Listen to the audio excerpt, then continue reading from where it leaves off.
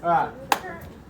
So this is a chance for me to quickly explain to you guys how to do compound interest questions with regards to the multiple parts that go into it. I'm recording this so that anyone that wasn't here when I went through it can look at it, and especially as well if anyone that's currently in this room wants to check over it as revision work, then you've got the same sort of explanation. So let's go through what we're going to do. This is the question here. I'm not sure if you can see this on the camera screen, so I'm going to go through it anyway. But it says here, and pay attention guys, so a bank offers a 30-day statement period, plus a further 25 days interest-free. Okay, so that's going to have to factor in. After that, the bank charges interest at a rate of 20% per annum compounded daily. There's a lot of important information here, but this is just setting up for how the bank deals with the money. So now we move into this question about a holiday. The cost for holiday is this much and was purchased on the 16th of August, which is the 10th day of the statement. Okay, cool. If the person intends to pay back the debt on the 1st of November, how much will they have to pay back? So that's what we're trying to calculate, how much we have to pay back. Now, when I do a compound interest question, I break it down into 3 parts. Okay? What I'm going to do is I'm going to do those 3 parts in 3 different colors.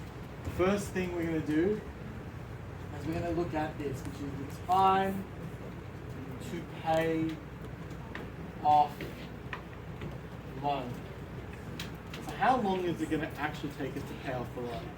So when we look in the question, we're going to look for what kind of clues does that say. So this is an important clue, is when we bought the product, 16th of August, and this one here is an important clue, when we pay off our product. So that's the kind of things that we'll need for that section.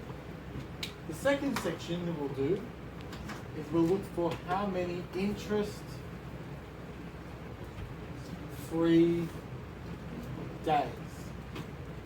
So some of the days that we have, even though it's going to take us however long, X long to do it, we're going to have some interest-free days. Some days we don't get charged interest at all. So that's a good thing. So we don't want to factor that into our calculation. So we want to find out how many of these days are interest-free. So what we need to pay attention for that is, hey, it's a 30-day statement. It's 25 days interest-free. And it was bought on the 10th day of the statement. So what a statement is the period of time that you have when you purchase something. So when you buy something from you have a 30-day, maybe 25-day statement. So then after 30 days, it'll start a new statement period, and then you'll have a new statement period. So that you don't have just this continual block of payments going on. So it can, when you buy something, can depend on how long you have to pay it off. And so the last thing we need to do is we'll need to calculate the final thing we need to do is we need to calculate the actual amount owing.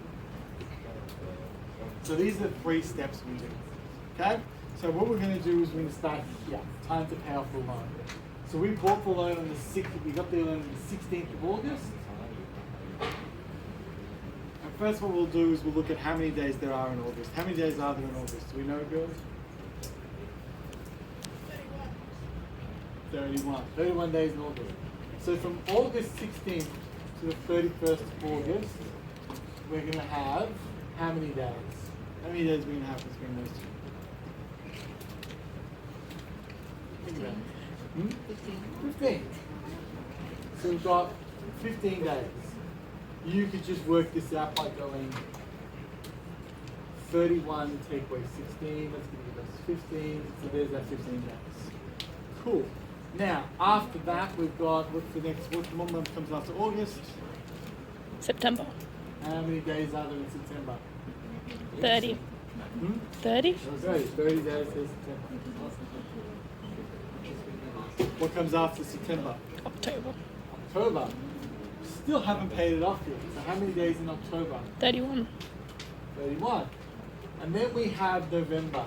Now, this is one way you can do it. You can go from the 1st of November to the 1st of November is 0 days. might say, why did you do that, sir? Because we don't actually pay interest on the first day of when we pay it off. So when you pay off a loan, that doesn't count. When we bought the loan, that doesn't count. So that's why I put this in. If we paid off the loan on the 2nd of November, then that would be a 1. And so the reason that I put this here is because 1 take away 1 is going to give us 0. So now we can look at how many days does it take us to pay it off. How many days does it take us to pay it off in total? 31 plus 30 is going to be 61. 61 plus 15 is going to be 76. Does that make sense? Yep. You with me so far? Does that make sense? So cool. So 76 days is how long it takes us to pay off. So this is just a quick, counting how many days between two things. Really good idea to have a calendar in your book to make sure that you can compare it. So that's part 1 of the 3 parts that you need to solve this problem. Part 2 is here. How many interest-free days? So that can be broken into 2 parts. Statement part and the interest-free days.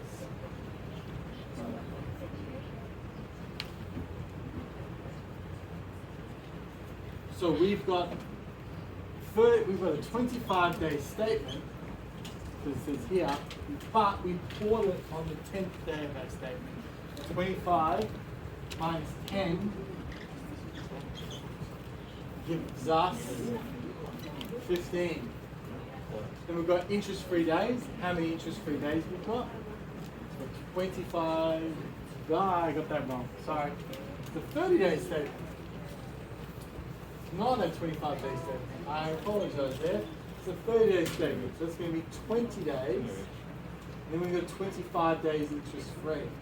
So 20 plus 25 days means we have 45 days interest-free. So now we can use this and this together because now we know how many days it took us to pay off and how many of those days are free.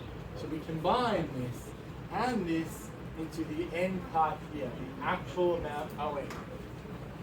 The actual amount owing, we need to use our formula. A equals P1 plus R over 100N, which is the power of NT. Remember, you guys can keep this written down. You've got a ladder formula sheet. So we've got our P, our principal. What's our principal? How much did we borrow? 1,500. 1,500. We borrowed 1,500. So that's going to be our first value. 1,500.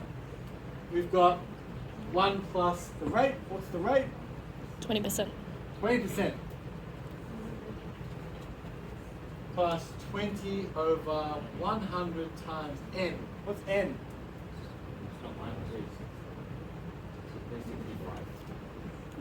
365. Because it's compounded daily. So n equals 365. This is going to be our rate. This is going to be our principal rate, n. And the last thing we need is the time. The time is the hardest part. That's what we've spent all of this doing. So our time is going to be 76 minus 45, which is going to be 31. 31 days worth of interest. So that here. So therefore this becomes n is 365, t is 31 days out of 365 because we have to convert it to years. We just have to solve this.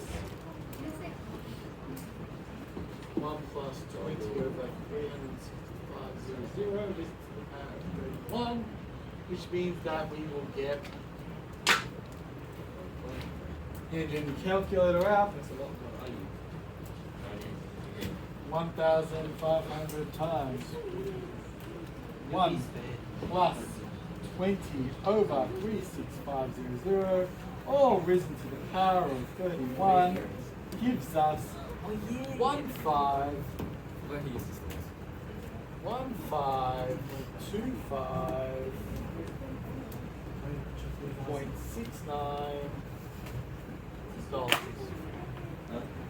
We can actually then, now the question doesn't say, the question doesn't answer the question, but we can actually take this one little step further, say how much interest do we, how much interest does it gain, which is actually an interesting thing we can do. So after 21 days, if I use this idea here, A equals I plus P, and therefore A minus P equals I know that I now have 1525.69, and if I subtract 1500, then that will give me I. I in this case is going to equal